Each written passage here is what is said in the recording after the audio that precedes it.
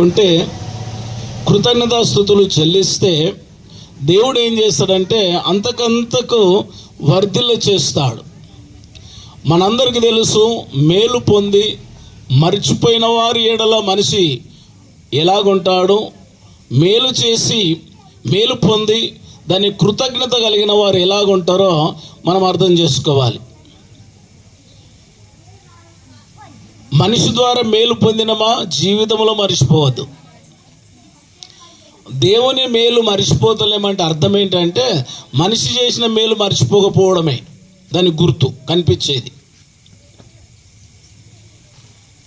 మనిషి చేసిన మేలు మర్చిపోకుండా ఉంటున్నామంటే దేవుడు చేసిన మేలును మర్చిపోతలేమనేది గుర్తు కనిపించేది. అందుగురించి దేవుడు చేసిన మేలు మర్చిపోకుండా ఒక వ్యక్తి కనిపించాలి అనుకుంటే మనిషి చేసిన మేలును మర్చిపోకుండా ఉండాలి. ఉదాహరణ మీకు అర్థం కానికి చెప్తాను, వినండి. ఒకసారి నా కుడికాలు నడవరాలేదు, చాలా బలహీనం. వ్యవసాయం చేస్తున్నాను, పెళ్ళైనప్పటికి పెద్ద పాప పుట్టింది. ఆ రోజులలో బాప్తిసం కూడా పొందాను. ఇక్కడి నుంచి ఇక్కడి వరకు చాలా బలహీనం, అంటే ఇట్లా లాగేది, జమ్ జమ్ జమ్ జమ్ అనేది అరికాల వరకు. ఎంతవరకు బలహీనమైందంటే ఒకసారి మెదకులో డాక్టర్ చూపిస్తే ఇట్లా కూర్చుంటే ఆయన సూత్తో ఇట్లా కూర్చుండు. ఏమనిపిస్తుంది అన్నాడు. అంటే రక్తం చుక్కలు ఇట్లా బయటకు వచ్చినాయి, కానీ ఏమనిపిస్తలేదు, తిమతిమ అంటుంది అన్న. అంటే అంత మొద్దువారిపోయింది అన్నట్టు కాలు. రాత్రి పగలు ఏడిచేవాడిని. రాత్రి అంతా పగలు ఇంకా కొంచెం ప్రజలతో మాట్లాడితే అక్కడిక్కడ చూస్తే కొంచెం మర్చిపోయినట్టు ఉంటుండే, కానీ రాత్రి పడుకుందామంటే స్టార్ట్ అవుతుండే, తెల్లారిందాక ఏడుచుడే. ఒక 5 నిమిషాలు నిద్రపోతే గొప్ప. మా పెద్దనాయన కొడుకు చిన్నగా ఉండే, ఇక ఈ బాబు అయితే దొక్కితే ఆడు సరిపోతుందని ఆ బాబు కనిపించగానే తొక్కుదా అంటుంటే, కొన్నిసార్లు మా ఇంటి దిక్కే రాకపో అడిగిపోతే ఎట్లయినా దొక్కమంటాడని. ఇక మా అమ్మ సాధ్యమైనంత వరకు అనగబడుతుండే, నిద్రపోయేదాకా పొద్దుంతా పని చేసి వస్తుండే, కొన్నిసార్లు కష్టపడుతుండే. ఇలాంటి పరిస్థితి. మనమ్మ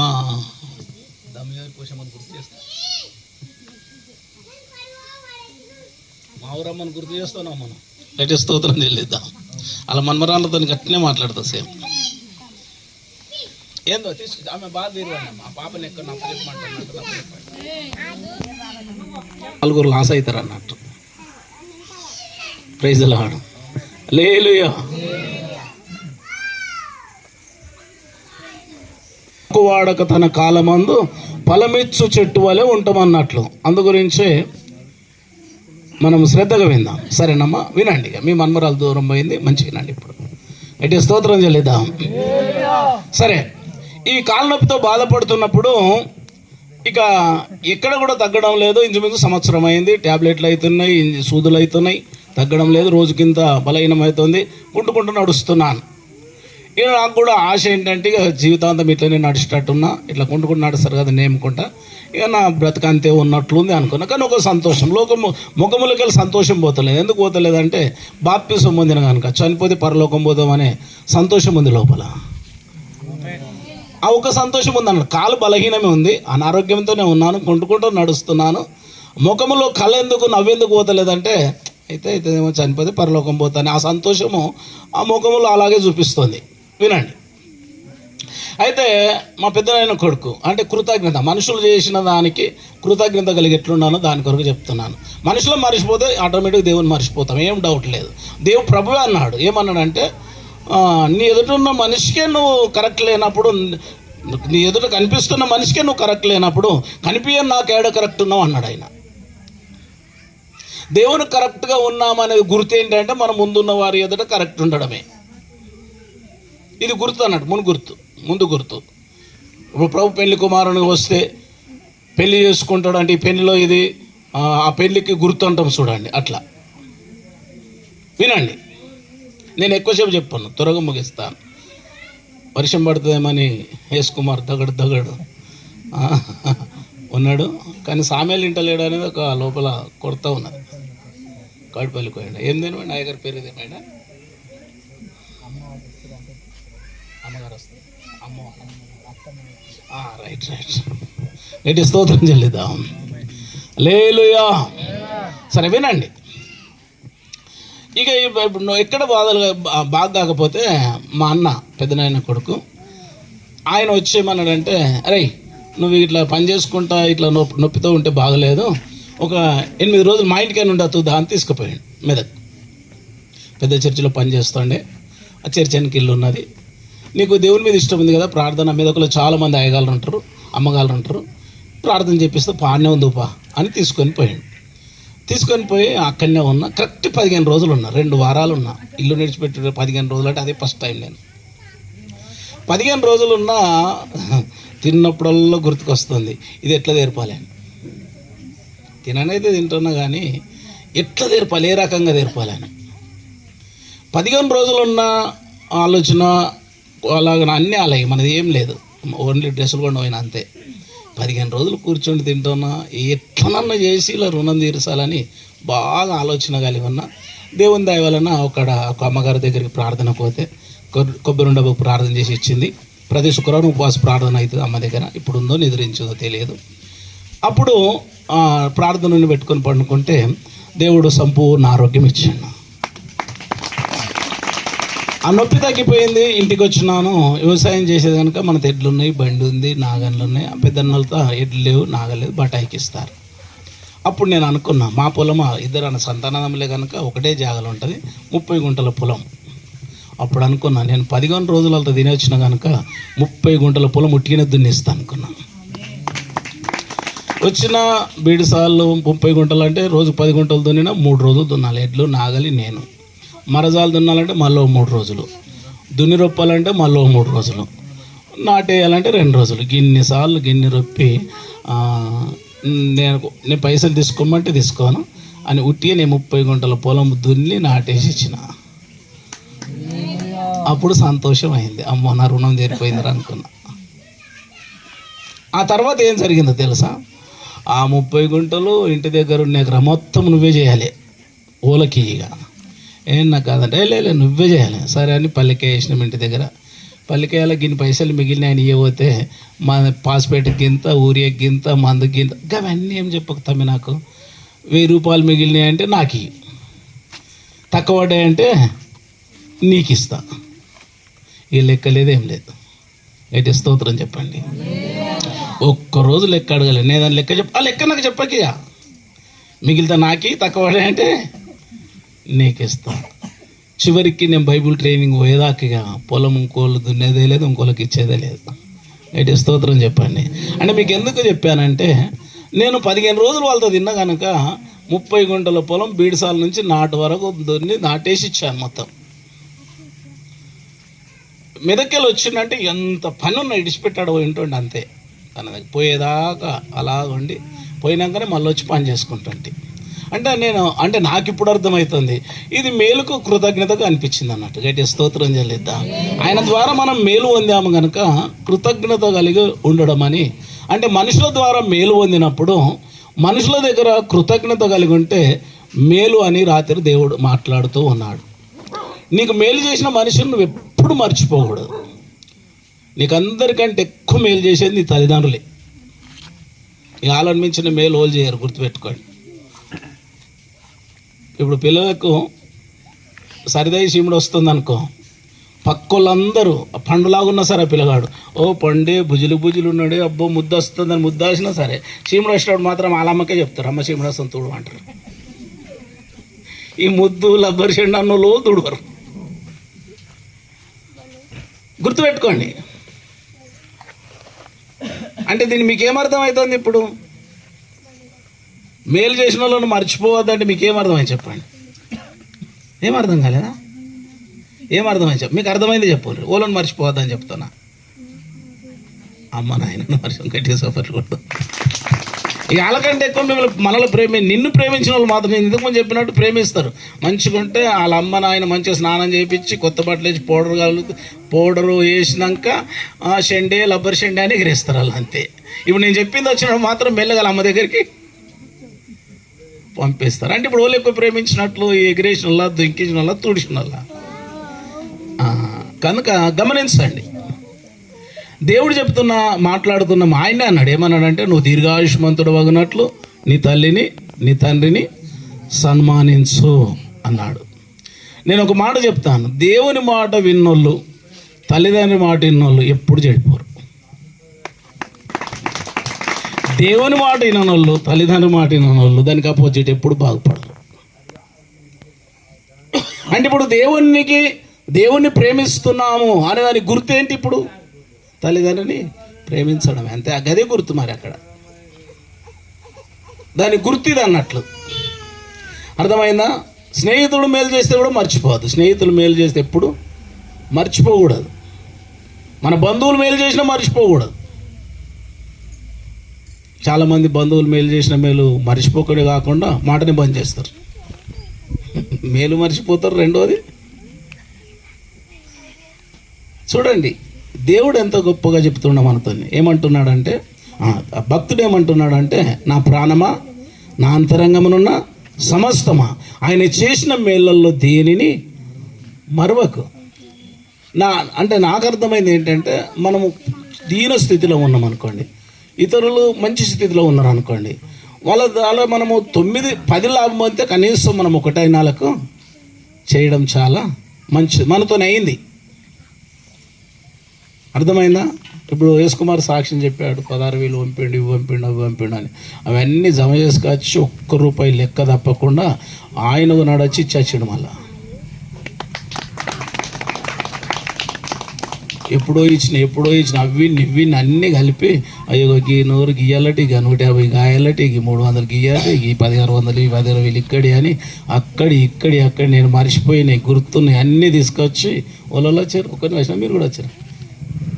వచ్చి మొత్తం లెక్క అప్పచెప్పి కవర్లు పెట్టుకొని వచ్చి అన్నీ అప్పచెప్పి వచ్చాడు. గట్టిగా స్తోత్రం చెల్లిద్దాం. హల్లెలూయా.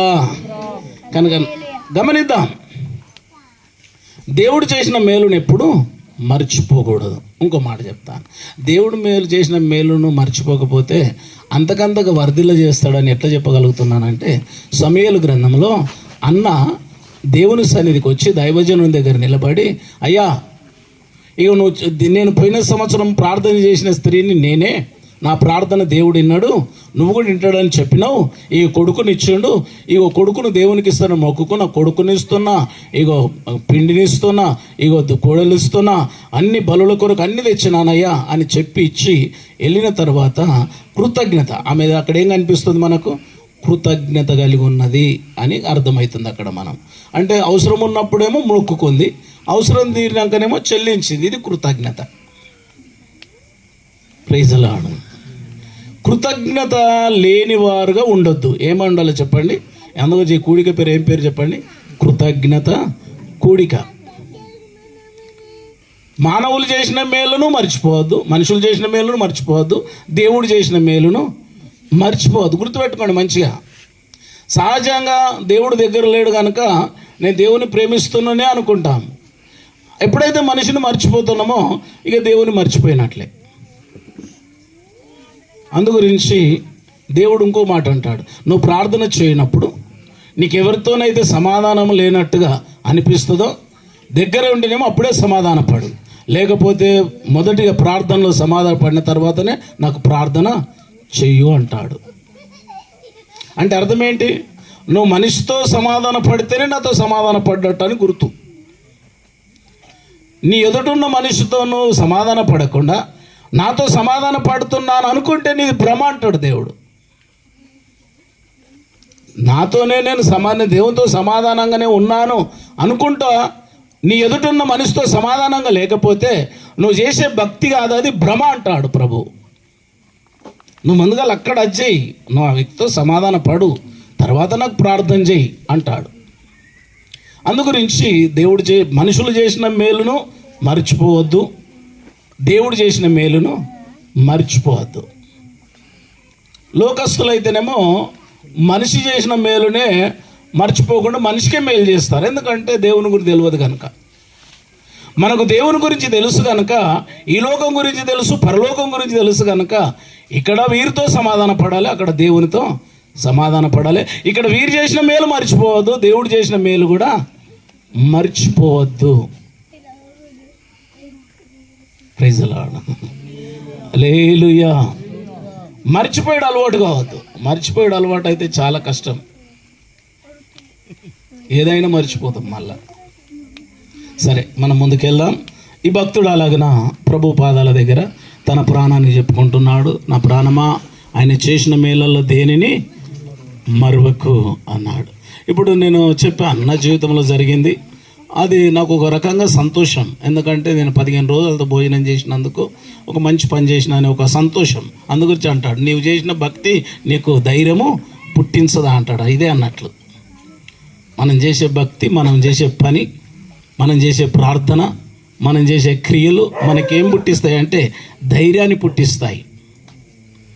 భయమును పుట్టిస్తున్నాయంటే తప్పిపోతున్నామని అర్థం. ధైర్యం వస్తున్నదంటే దేవుని దగ్గర ఉన్నామని అర్థం. గట్టిగా స్తోత్రం చెల్లిద్దాం. నీ హృదయం నీకు ధైర్యం చెప్తుందంటే నువ్వు ధన్యుడు. అందు గురించి అంటాడు, నీ హృదయం నీ మీద దోషారోపణ చేయని ఎడల నీవు ధన్యుడివే అంటాడు. మన హృదయం మన మీద దోషారోపణ చేయకపోతే మనం ధన్యులమే. నేను ఒక వ్యక్తి గురించి సాయంత్రం చాలా మాట్లాడినా. నేను పిల్లలతో మాట ఎంబడి మాట చాలా మాట్లాడిన తర్వాత వాళ్ళందరూ అయినాక ఒంటరిగా అయినాక భయం అయింది. అంతగానం మాట్లాడడం అవసరమా అనిపించింది. ప్రార్థనలో ఒప్పుకున్నా, క్షమించు ప్రభువా, ఎక్కువ మాట్లాడిందేమో, అట్లా మాట్లాడేది లేకుంటే సందర్భం మాట ఎంబడి మాట చాలా అయిపోయింది ప్రభువా క్షమించు అని ప్రార్థన చేసి ఏమన్నా కానీ ఇప్పుడు ఇవాళ వాక్యం చెప్పాలి కనుక మధ్యాహ్నం మళ్ళీ మనిషికి ఫోన్ చేసిన, మొత్తం మీద అష్టప్పుడు మాట్లాడిన. ఇప్పుడు అందు గురించి అలకగా ఉన్నా, అలకగా ఉంది. ఇప్పుడు లేకుండా బరువు ఉంటుండే. అర్థమైందా అమ్మా? ఇతరులు మధ్య సంగతులు మాట్లాడితే బరువు అవుతాం మనకు మనమే. ఓళ్ళు మూట ఎత్తకున్నా సరే. Praise the lord. హల్లెలూయా. సరే గమనించండి, అంటే దినదినం మనం ఇల్లాకిలు ఉడుచుకున్నట్టు మన జీవితాన్ని దినదినం గడుకోవడం చాలా మంచిది. మనుషులం కనుక లోకంలో ఉన్నాం కనుక ఇంట్లో తలుపులు వేసినప్పటికీ ఇంట్లోకి దుమ్ము వచ్చినట్లు మన మనసులోకి ఏదో పరిస్థితులు వస్తూనే ఉంటాయి. మన హృదయాన్ని మబ్బుపడగొట్టేటట్లు చూస్తాయి. మనం అనుకుంటాం, నేను దేవుడిని నమ్ముకున్నా, బాప్తిసం పొందిన, ప్రార్థన చేస్తున్నా, మంచిగా ఉన్నాం అనుకుంటాం. మనం ఇంకో మాట చెప్పన్నా, మన ఇంట్లో అద్దమో టీవీ ఉన్నదనుకోండి, తెచ్చేటప్పుడు బాక్సులో తెచ్చినాం, ఇంత దుంబలు లేదు, షెల్ఫ్లో పెట్టినాం అనుకుంటాం. కానీ అప్పుడప్పుడు ఇట్లా అంటే ఇంత వస్తుంది మట్టి, దానికి దుమ్ము. అది బాజాలకు పోదు, దుమ్ములకు పోదు, ఇంట్లోనే ఉంటుంది. కానీ ఇట్లా వస్తుంది బాజాల మీద. కానీ ఏమైనా నెల రోజులు మీరు పట్నం పోయేస్తాకల్లా ఇట్లా అంటుతుంది. అవి పోయినాయి, బాజాలకు పోలేవు, అవి బాజాలకు పోలేవు, ఇంట్లోనే ఉన్నాయి. అలాగే మనం కూడా అనుకుంటాం, ఆదివారం ప్రార్థనకు పోతున్నాం, ఇంట్లో కుటుంబారాధన చేసుకుంటున్నాం, మా పని మేము చేసుకుంటున్నాం మంచిగా. కానీ ఇట్లనే మాట ఎంబడి మాట్లాడకపోయేటి, మాట్లాడడం, ఆలోచించడం, చేయడం వలన మన హృదయం ఏమైపోతుందంటే అలాగన వాతవేయబడిన హృదయంగా మారిపోతుంది. అందుగురించి ఉదయకాలం, సాయంకాలం, మధ్యాహ్నం వీలున్నప్పుడల్లా ప్రార్థన చేసుకున్నట్టు అలవాటు ఎవరికైతే ఉంటుందో వాళ్ళు ధన్యులు. గట్టిగా చప్పట్లు కొడదాం. అంటే దుమ్ము పట్టగానే ఊడి చేసుకున్నట్లు ఉంటుంది అలా బ్రతుకు. దుమ్ము పట్టగానే ఊడి చేసినట్లు ఉంటుంది. ఇక లేకపోతే వస్తువు సెల్ఫ్లో పెట్టి మర్చిపోయినట్టు ఉంటుంది. అంతేంది బైబిల్ కూడా. ఒక 8 రోజుల దాకా తీయకండి, మీద అట్ట మీద ఎట్లయితుంది చూడండి. మన మనసు మంచిగా ఉంటాం, మనం ఏం చేస్తలేమో అనుకుంటాం. ఎట్లయినా దేవుని నమ్ముకున్న వాళ్ళు పెద్ద తప్పులు చేయరని అపవాదికి తెలుసు, చిన్న తప్పులు చేపిస్తుంది. గట్టిగా మాట్లాడరని తెలుసు, మెల్లిగా మాట్లాడిపిస్తుంది. అది అందరికి తెలియకుండా చేయరని తెలుసు, ఓలకు తెలియకుండా చేపిస్తుంది. కనుక దేవుని బిడ్డలమైన మనం ఈ కృతజ్ఞత కూడికలో దేవుడు మనతో మాట్లాడుతున్నాడు. మనం మర్చిపోతున్నామేమో, దేవుడు జ్ఞాపకం చేస్తున్నాడు. మీరు దేవుణ్ణి మర్చిపోకుండా ఉండడానికి గుర్తు, మీకు మేలు చేసిన వారిని ఏం చేయాలి చెప్పండి, మర్చిపోకూడదు. మన ఆపదలో ఉన్నప్పుడు ఆదుకున్న వారిని ఎప్పుడు మర్చిపోవద్దు. మరణం వరకు మర్చిపోవద్దు, ఇప్పుడే కాదు, మరణం వరకు మర్చిపోవద్దు. మర్చిపోవడం అలవాటు అయిందనమాట, చాలా డేంజర్ అది. అందుగురించి దేవుడు మనకి ఎన్నో మేలు చేస్తున్నాడు. ఆ మేళల్లో దేనిని మరవకుండా ఆయనకు సాక్షిగా ఉండడం గొప్ప భాగ్యం. అలా కుమారుడిని మరణం నుండి తప్పించినాడని ఈ కృతజ్ఞత కూడిక పెట్టుకోవాలని ఏర్పాటు చేయడం. ఈ కృతజ్ఞత కూడిక ద్వారా దేవుడు చేసిన మేలల్లో దేనిని మరవకుండా మనమందరం బ్రతుకుదుము గాక. మనుషుల దగ్గర ఒప్పుకోవలసినవని మనుషుల దగ్గర ఒప్పుకుందుము గాక. దేవుని దగ్గర ఒప్పుకోవలసినవని దేవుని దగ్గర ఒప్పుకుందుము గాక. మనుషుల ఎదుట సరి చేసుకోవలసినవని మనుషుల ఎదుట సరి చేసుకుందుము గాక. దేవుని ఎదుట సరి చేసుకోవలసినవి దేవుని ఎదుట సరి చేసుకుందుము గాక. ఇలాంటి మనసు కలిగి మనము ముందుకెళ్తే ఇప్పుడు మీకు చూడండి, ఆ అన్న అలాగున కృతజ్ఞత కలిగి ఉన్నందుకు ఒక్క కొడుకుని ఇచ్చింది ఆమెకు దేవుడు ఏం చేశాడు? మళ్ళీ ఎంతమంది సంతానం ఇచ్చాడు?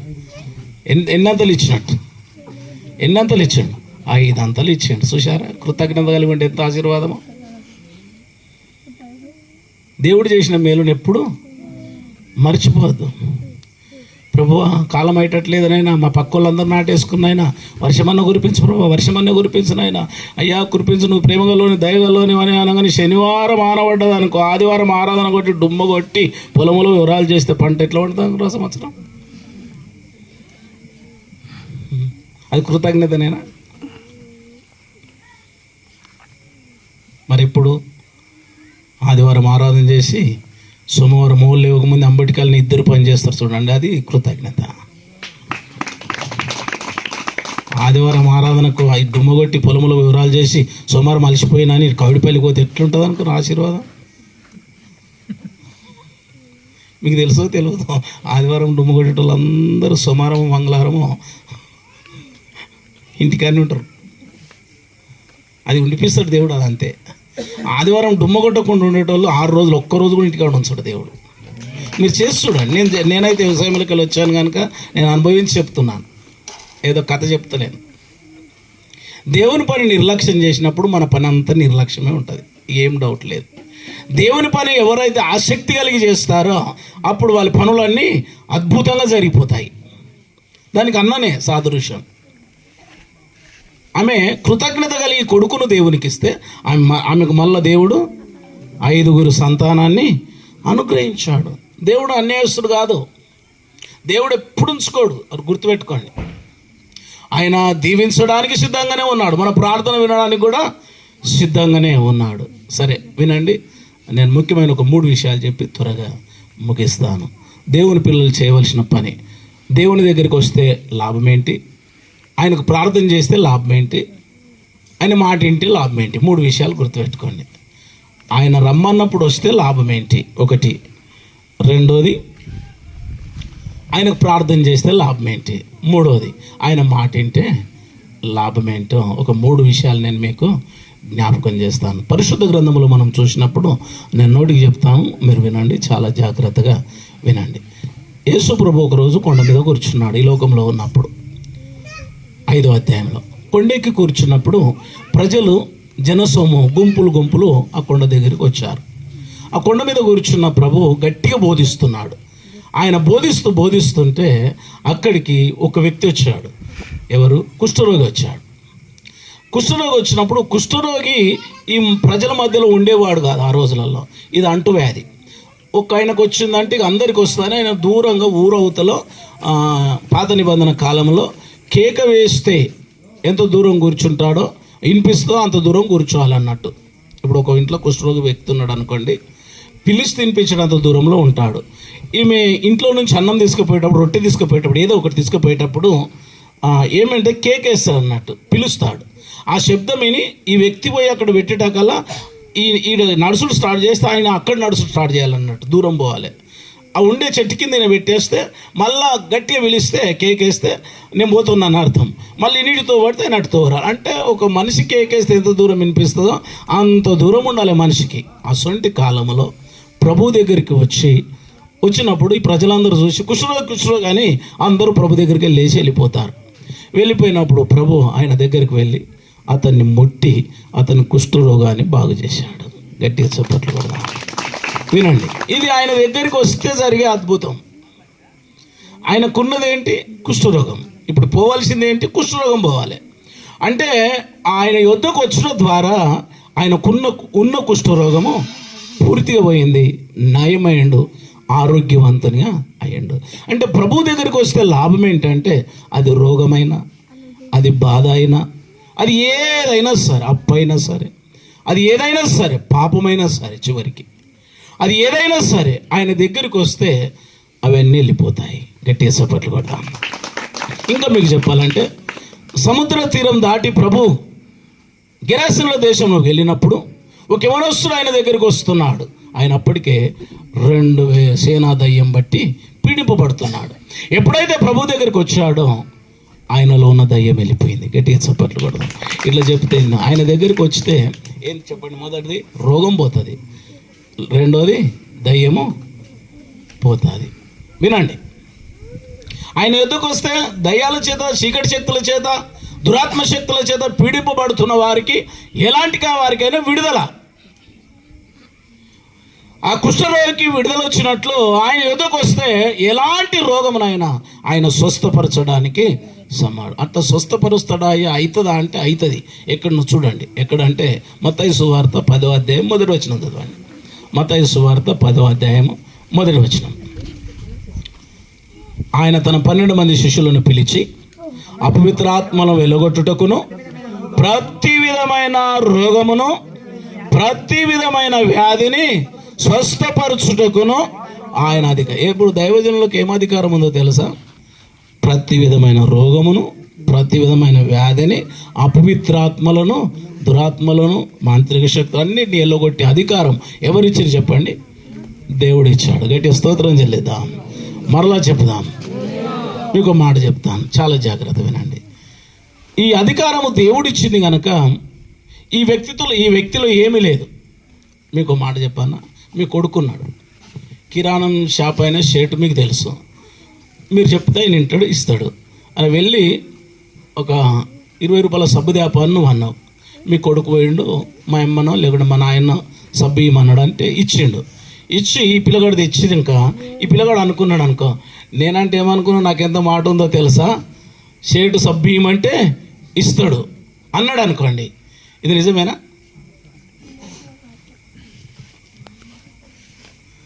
ఆ బాబు శక్తి అది కాదు. లేకుంటే ఆమె ఇచ్చిన షేటు ఈ బాబు మాట మీద ఇచ్చిండా చెప్పండి. ఇప్పుడు మీరు అర్థం చేసుకోండి. ఈ రోగులు స్వస్థపరచబడేది, దయ్యాలు వెళ్ళిపోయేది ఇప్పుడు దైవజనుల ద్వారానా? అది గమనించాలి మనం. సేవకుని ద్వారానా? కాదు. ఆ పిల్లగానికి ఆ తండ్రి మాట చెప్తే ఆ కుమటైన వస్తువు ఇచ్చి పంపించినట్టు దేవుడు అధికారం ఇచ్చాడు కనుక ఇవన్నీ వెళ్ళిపోతూనే బాగుపడుతున్నారు. గట్టిగా చప్పట్లు కూడా. ఇలా గొప్పతనం ఎవరిది? దేవునిది. అందు గురించి ఎన్ని అద్భుతాలు జరిగినా ఏం లేదు. అందుకు పేతురు అంటాడు, ఏమంటాడంటే ఆ దేవాలయంకి వెళుతున్నప్పుడు ఆ పుట్టింది మొదలుకొని భిక్షగాడు అక్కడ కూర్చున్నప్పుడు అతడు నజరేయుడైన యేసు నామమున లేచి నడవమంటే లేచి నడిచినప్పుడు ఆ లోపలికి పోయినప్పుడు ఆయన దుంకడము, ఆయన గంతులు వేసి అందరిలాగా లేదు, ఆయనది ఒక రకంగా ఉన్నది. అందరేమో మామూలుగా ఉంటారు. ఈయన అప్పుడే కాళ్ళు వచ్చినాయి కనుక ఆ సంతోషంతో ఆనందంతో ఉంటే ప్రజలందరూ ఆయన దిక్కే చూస్తున్నారు. మీకు మాట చెప్పాను, స్వస్థత ఎవరు జరిగింది? కుంటివానికి జరిగింది.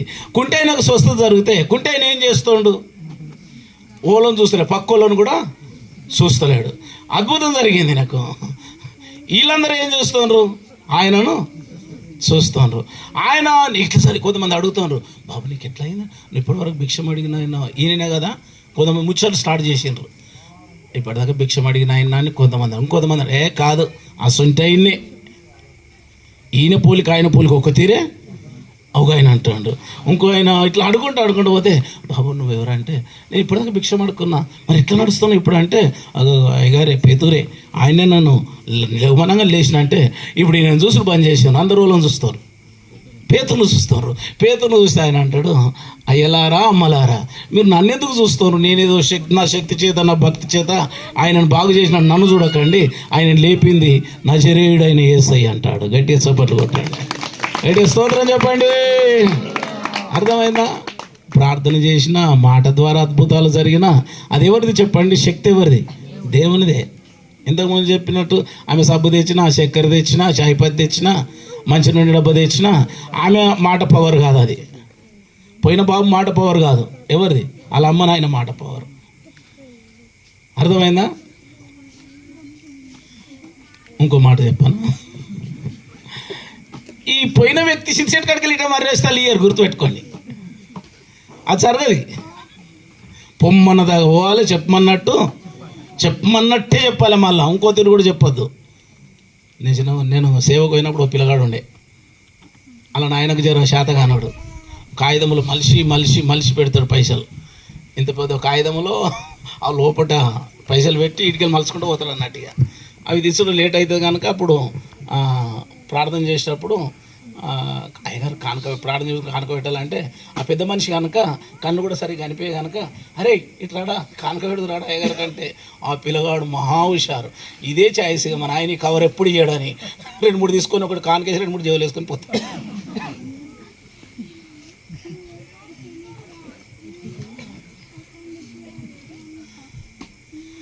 వినండి, ఇంకో మాట చెప్తా.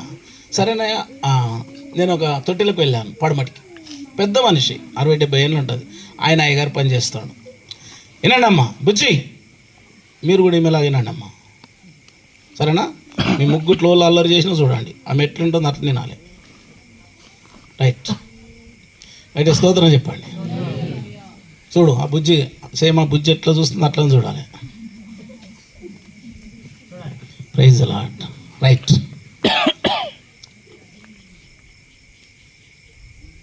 నిన్నే ఫాలో అవుతుండాలి. నువ్వు ఇట్లాంటి వాళ్ళు కూడా ఇట్లా నిన్ను కొడుతుండా. ఇప్పుడు కొట్టినావు అనుకో, రైట్ చెప్పినగా ఒక పని చేయమని నువ్వు ఇట్లా వచ్చు, నువ్వు అట్లా అయిపోయింది. రైట్, స్తోత్రం చెల్లిద్దాం. సరే వినండి, ఏం చెప్పాను? ఇట్లా అనుకుంటే అట్లా కూడా ఉంటుంది. మళ్ళా ఐజాక్ తోటేలా ఇప్పుడు ఆయన బీటెక్ కూడా ఏమైపోయింది. ఆయన ఇప్పుడు MBA ఏమి చేస్తుండే. ఇప్పుడు ఆయన అది చేస్తుండు. ఆయన తోటలకు పోయింది నేను పడమటికి. నేను ఆ రోజు ఫుల్ దగ్గు. ఎందుకే మా దగ్గు తగిలింది, దగ్గుతా ఉన్న అయినా పోయినాయి కదా, తప్పదు కదా. ఆయన ఇప్పుడు ఆల్ నైట్ రాకున్నా సరే కానీ అప్పుడు మాత్రం నేను పోవాలి. ఆల్ నైట్ రాని వాళ్ళందరూ జగ్గు అనాలి. ఇప్పుడు ఆ మాట నన్నే కాదు మమ్మల్ని కూడా అన్నాడు అన్నట్టు. సరేనండి, అంత దగ్గుతోని ఎడతేయకుండా దగ్గుకుంటూ కూడా పోవాలి తోటలకు. మొగులైందని రాలేని ఆల్ నైట్ కానీ మీరు చెప్పండి.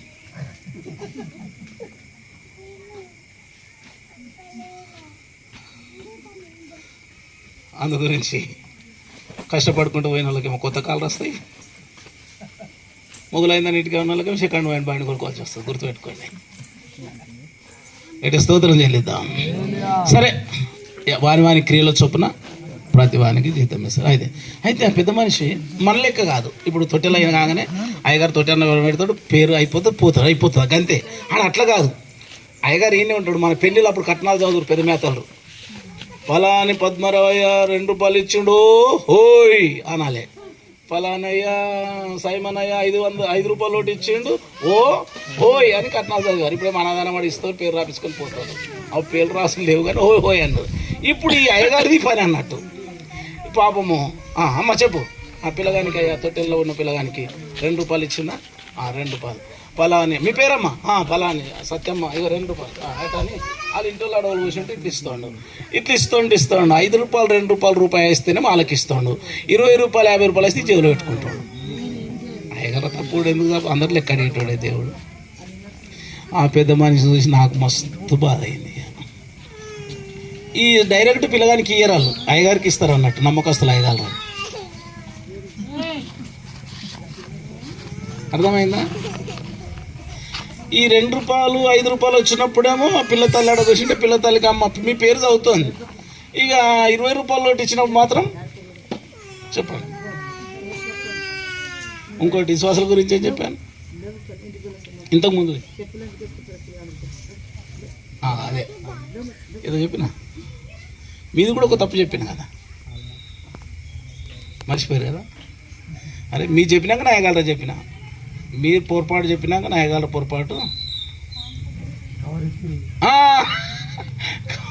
నాయన దగ్గరికి కానుక ఇవ్వమంటే ఇప్పి ఇటువంటి సైజు దొరకదని అయ్యగారికి 2 రూపాయలు కానుక పెట్టి 4 రూపాయలు జేబులు వేసుకొని పోవడం. మీరు అర్థం చేయాలి. ఇలాంటి మనసు ఉంటే దేవుడు ప్రార్థన వింటాడా? మీరే చెప్పండి. వింటాడా? విన్నాడు. అంటే ఇప్పుడు ఇంకోటి, ఆ పెద్ద మనిషి అట్లున్నాడా? నుండాయగలరు అందరు అట్లా ఉంటారా? ఉండరు. గుర్తుపెట్టుకోవాలి. ఆ పిల్లగాడు అట్లా ఉన్నాడా? నీ పిల్లలందరూ అట్లా ఉంటారా? ఉన్నాడు. మరి ఎప్పుడు తెలుస్తుంది అంటే వాళ్ళ క్రియలను బట్టి దేవుడు వాళ్ళకి జీతం ఇచ్చినప్పుడు ఆ పరిస్థితులు బయటకు వస్తాయి. అంతే. ఆ పిల్లగాడు అసొంటోడు కనుక పిల్లగాళ్ళందరూ అసొంటోళ్ళే అనుకోవద్దు. అయ్యగారు అట్లా చేసిండు కనుక అయ్యగాళ్ళందరూ అట్లనే చేస్తారని అనుకో. అది గుర్తుపెట్టుకోవాలి మనం. అందు గురించి అపవిత్ర దేవుని దగ్గరికి వస్తే లాభం ఏంటంటే, మొదటిది రోగం పోతుంది. ఏంటి చెప్పండి? రోగం. రెండోది దయ్యాలు వెళ్ళిపోతాయి. ఇక 7 తిళ్ళ దారం కొనని అవసరమే, అర్థమైందా? 7 తిళ్ళ దారం కొనని అవసరమే లేదు. ఆయన దయ్యాలు వెళ్ళిపోయిన ఆయన 7 తిళ్ళ దారం కొన్నాడా? కొనలేడు. 3 తోవల కాడుకు కొన అవసరమే లేదు. ఆయన దగ్గరికి వస్తే 3 తోవల కాడు కొనియాడు. ఇక 3 తోవల కాని కొనియాడు, చెయ్యి కట్టుకొనియాడు, మెడలు కట్టుకొనియాడు, చెప్పండి, కాలుకు కూడా కట్టుకొనియాడు. ఏది కట్టుకొని అవసరం లేదు. ఇక ఆయన దగ్గరికి వచ్చి ఆయన ఎట్లా చెప్తుండో అట్లా వింటే చాలు. ఇని దాని ప్రకారం జీవించడానికి ప్రయత్నం చేస్తే చాలు. ప్రయత్నం చేసుడు మనంతు, సాయం చేసేది దేవుడు. గట్టిగా స్తోత్రం చెల్లిద్దాం. అర్థమైందా? ఒకటి ఏమైతే చెప్పండి, ఆయన దగ్గరికి వస్తే స్వస్థత. రెండోది ప్రార్థన చేస్తే లాభం ఏంటి? ప్రార్థన ఆయన దగ్గరికి వచ్చిన వాళ్ళు ఏం చేయాలి చెప్పండి? నా పేరు పెట్టబడి నా జనులు తమ్మును తాము తగ్గించుకొని ఆ చెడు మార్గమును విడిచి నాకు ప్రార్థన చేసిన ఎడల పరలోకము నుండి నేను వారి ప్రార్థన వింటాను, విని వారి దేశమును దేశాన్నే ఆశీర్వదించి స్వస్థపరుస్తున్నప్పుడు ఇక మనలో స్వస్థపరచలేడా? గట్టి స్తోత్రం చెల్లిద్దాం. ప్రార్థన చేస్తే దేవుడు ఎలాగ ప్రార్థన చేయమన్నాడంటే, తమ్మును తాము తగ్గించుకొని చెడు మార్గము వదులుకొని. చెడు మార్గం వదులుకోవాలి, రెండోది తగ్గించుకోవాలి. ఈ రెండు ఉండాలి. నేను ఎటుగొడుక మార్గం చెడు మార్గం వదులుకున్నానని తగ్గింపు లేకుండా ప్రార్థన చేస్తే ఆ దేవుని సన్నిధికి పోనే పోదాం. అక్కడనే పరిసైడు కూడా చేశాడు ప్రార్థన. వారానికి ఎన్నిసార్లు ఉపవాసం ఉంటుండట? 2 సార్లు. తాను కష్టం చేసిన దాని నుంచి ఎంత సమర్పిస్తుండట దేవునికి? 10వ వంతు. దేవుడు 100 రూపాయలు ఇస్తే 10 రూపాయలు దేవునికి ఇస్తుండట. 2 సార్లు ఉపవాసం ఉంటుండట. అందరిలాగా లేడట, మళ్ళా అందరిలాగా లేడు, ప్రత్యేకంగా ఉండట. చివరికి సుంకర్ లెక్క కూడా లేను, అన్నిట్లో మంచిగా ఉన్నా అన్నాడు. కానీ ఆయన ఏమొచ్చిందంటే హెచ్చింపు వచ్చింది, గర్వము వచ్చింది. ప్రార్థన చేయడం తప్పు కాదు, దశంభాగం ఇవ్వడము తప్పు కాదంటే ఈయనలాగా లేనని ఏం చేసుకున్నాడు ఆయన? అక్కడనే అన్నాడు ప్రభు, హెచ్చించుకున్నవాడు తగ్గించబడతాడు, తగ్గించుకున్నవాడు అంటే దీని అర్థం ఏంటి? ఈయన దశంభాగం ఇచ్చే స్థితిలోకి వెళ్ళిండంటే దేవుడు ఆయన ఎంతగా ఆశీర్వదించును అర్థం చేసుకోవాలి. ఇంత మంచి ప్రార్థన చూడండి, అన్ని వచనాలు వాళ్ళకి, అన్ని మాటలు వాళ్ళకేటాకల్లా ప్రార్థన కూడా 5 నిమిషాలు చేసి ఉంటాడు ఆయన. అంటే ప్రార్థన కూడా ఎక్కువ చేసి అలవాటు అయిపోయింది ఆయన. కానీ ఏమైపోయింది? దేవుని దృష్టిలో అతనికంటే ఇతడే నీతిమంతుడని తీర్చబడ్డాను. కనుక దేవుని దగ్గరికి వచ్చిన మనము, బాగుపడ్డ మనము, స్వస్థత పొందిన మనము ప్రార్థన చేసేటప్పుడు ప్రార్థన చేసే అలవాటు ఉండాలి. ఏం అలవాటు ఉండాలి చెప్పండి? ప్రార్థన చేసే అలవాటు ఉండాలి. మనకి ఎన్ని మేలు జరిగినా, ఎన్ని గొప్ప కార్యాలు జరిగినా ప్రార్థన చేసే అలవాటు ఎప్పుడు మరిచి, ఈ మధ్యలో ఎక్కువ దేవుడు ప్రార్థన గురించి మాట్లాడుతున్నాడు. ఎందుకు? ప్రజలు ప్రార్థనను మర్చిపోతున్నారని. ప్రార్థన ఎప్పుడు మర్చిపోకూడదు. దేవుడిని జీవితంలో చేసిన మేలును బట్టి ఒకటి కృతజ్ఞతాస్తుతులు చెల్లించాలి, రెండోది ప్రార్థన చేయాలి. ఆయన దగ్గరికి వస్తే అద్భుతాలు చేస్తాడు. ప్రార్థన చేస్తే దేవుడు పరలోకం నుండి మన ప్రార్థన వింటాడు. అప్పుడు అంటాడు, ఏమంటాడో తెలుసా? మీరు చెడ్డవారై ఉండి మీ పిల్లలకు మంచివులని ఎరిగితే మీ పరలోకపు తండ్రి మీకెందుకు ఇవ్వడు? గట్టి స్తోత్రం చెల్లేదా? అర్థమైందా? మరి ఎందుకు మనం పొందుకుంటలేమంటే ప్రార్థన చేస్తలేము, అంతే. ఆయన ఇవ్వడానికి సిద్ధంగా ఉన్నాడు, మరి ఎందుకు పొందుకుంటలేమంటే ప్రార్థన చేస్తలేము అని దేవుడు జ్ఞాపకం చేస్తున్నాడు. ప్రార్థన చేస్తే ప్రతిఫలం పొందుకుంటాం. అర్థమైందా? ఇప్పుడు మనం అనుకోవాలి, నిజంగా నేను ఎంత ప్రార్థన చేస్తున్నానని ఆలోచించుకోవాలి. విడిచిపెట్టద్దు. విన్నామంటే ఎంటేందని ఆలోచించుకోవాలి. ఎంత ప్రార్థన చేస్తున్నాను, అసలు ప్రార్థన చేస్తున్నానా అనుకోవాలి. ప్రార్థన చేస్తే మనకు ప్రతిఫలం ఉంటుంది. ఇంకోటి చెప్పనా? ప్రార్థన చేస్తే ఏది అడిగితే అది ఇస్తాడు దేవుడు. గట్టిగా చప్పట్లు కొడతాం. అట్లా ఇచ్చిన వాళ్ళు ఎంతోమంది. అన్న మగపిల్లగాని ఇవ్వమంటే చెప్పండి, మగపిల్లగానే ఇచ్చాడు. అట్లా రాజులు పోయి నాకు జయం ఇవ్వమంటే జయమునే ఇచ్చాడు. ఏది అడిగితే అది ఇచ్చాడు. ప్రార్థన అలవాటు ఉన్న వాళ్ళకి దేవుడు ఏం చేస్తాడు చెప్పండి? అడిగిందల్ని ఇస్తాడు, రెండోది ఆశపడ్డది కూడా ఇస్తాడు. నీతిమంతులు ఆశించింది వారికి దొరుకుతుంది. అందు గురించి ఒకటి ఆయన ఎదుకు రావాలి. ఆయన ఎదుకు వచ్చిన ప్రతి వ్యక్తికి ప్రార్థన అనుభవము ఉండాలి. మనం ఎంత పని చేసింది అనేది ముఖ్యం కాదు. పని ఉండాలి, ప్రార్థన కూడా ఉండాలి. పని ఉండాలి, ప్రార్థన కూడా ఉండాలి. అర్థమైందా? దేవుడు నాతో స్పష్టంగా మాట్లాడింది ఏంటంటే, నువ్వు రోజుకి 7 సార్లు ప్రార్థన చేయమన్నాడు. వ్యవసాయం చేస్తున్నా, ట్రైనింగ్ కని పోయినా, జడ్చల్లరకు పోయినా, తెల్లడగల మళ్ళీ వచ్చిన లోపల భయం. ఏం భయం అంటే, నేను ట్రైనింగ్ పోయి మళ్ళీ వచ్చిన కనుక ఇంకేమంట పాటలు పాడాలి అని లోపల ఒక భయం. దాదాపు ఒక 6 నెలల వరకు ఒక పాట పాడలేను నేను. ఎందుకు? నేనే వెనుక మళ్ళీ వచ్చిన, నేను వెనుదిరిగానే ఎలా పాడగలుగుతాను అని ఒక 6 నెలల వరకు వాడక, క్షమించు ప్రభు, క్షమించు నాయన, క్షమించు నాయన, క్షమించు నాయన, క్షమించు నాయన. పెద్దల దగ్గర తప్పు చేశాను, మీ దగ్గర తప్పు చేశాను, పెద్దల దగ్గర తప్పు చేశాను, మీ దగ్గర తప్పు చేశాను. ఇదే ఒకటే ప్రార్థన 6 నెలలు చేస్తే 6 నెలలు అయిన తర్వాత దేవుడు మాట్లాడాడు, నువ్వు రోజుకి 7 సార్లు ప్రార్థన చేయన్నాడు. రైట్, స్తోత్రం చేయలేదా? నేను రోజుకి 7 సార్లు ప్రార్థన చేశాను. రోజుకి 7 సార్లు ఎప్పుడైతే ప్రార్థన చేశానో, దేవుడు తెల్ల వస్త్రాలు వేసుకొని నన్ను దర్శించి నా తల మీద చేయబెట్టి, ఎందుకు భయపడుతున్నావు? భయపడకు, నేను నీకు తోడుగా ఉన్న నా సేవ చేయన్నాడు. అంటే ప్రార్థన చేసి దేవుడు ఏం చేస్తాడు చెప్పండి? మాట్లాడతాడు. ఉండవలసిన అలవాటు ఏంటంటే ప్రార్థన అలవాటు. ఎప్పుడైతే ప్రార్థన పరులుగా ఉంటారో దేవుడు వారితో మాట్లాడతాడు. దేవుడు ఎప్పుడైతే మాట్లాడతాడో ఏమని ఆయన చెప్తాడు. మాట్లాడినట్టు అర్థం ఏంటి? కొన్ని చెప్తాడు. అబ్రహాముతో దేవుడు మాట్లాడినాడు. ఏమన్నాడు? ఇక్కడ నుంచి బయలుదేరి వెళ్ళు అన్నాడు. అంటే పొమ్మని చెప్పడం, మాట్లాడ. అర్థమైందా అమ్మా? ఇక్కడేనండి, దేవుడు చెప్పినట్లు మనం వింటే, ఆయన చెప్పినట్లు మనం వింటే, ఆయన పొమ్మన్నట్లు మనం పోతే, ఆయన జీవించమన్నట్లు మనం జీవిస్తే అప్పుడు ఆశీర్వదిస్తాడు. గట్టి స్తోత్రం చెల్లించండి.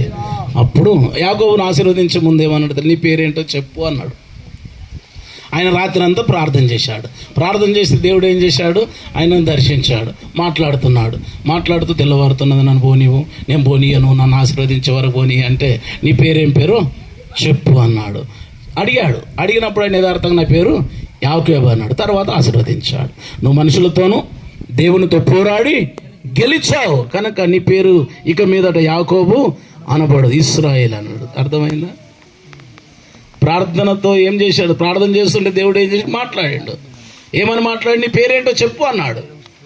ఆయన ఎప్పుడైతే తన పేరు యథార్థంగా ఒప్పుకున్నాడో దేవుడు అతన్ని ఆశీర్వదించాడు. ఇక్కడ కూడి ఉన్న మనందరినీ ఆశీర్వదించడానికి దేవుడు సిద్ధంగా ఉన్నాడు. ఆయన కొంతమందిని ఆశీర్వదించి కొంతమందిని ఆశీర్వదించకపోవడానికి ఆయన అన్యాయస్తుడు కాదు. ఇక్కడ ఈ ఊరి మీద మొగులైంది అనుకోండి, ఒకళ్ళ గుంటలో వర్షం కురిపించి ఇంకోళ్ళ గుండం ఎండబెట్టాడు. మంచివారి మీదను చెడ్డవారి మీద వర్షం కురిపించే దేవుడు మరి ఆయనకు మొరపెట్టే వారి మొరనెందుకు విన్నాడు? అందరు మొర వింటాడు. గట్టి స్తోత్రం చెల్లిద్దాం. 3 విషయాలు గుర్తుపెట్టుకోండి. ఇంకా ప్రభు దగ్గరకు రాకుండా దూరంగా ఉన్నావైతే, ఇంకా నువ్వు ఎలాంటి బాధలో ఉన్నా ఆయన యుద్ధకు వస్తే నీకున్న సర్వ బాధల నుండి, సమస్త బాధల నుండి ఆయన విడిపించడానికి సమర్థుడు, స్వస్థపరచడానికి సమర్థుడు, ప్రార్థన వినడానికి సమర్థుడు, ఆశీర్వదించడానికి సమర్థుడు. ఈ మాటలు దేవుడు దీవించును గాక.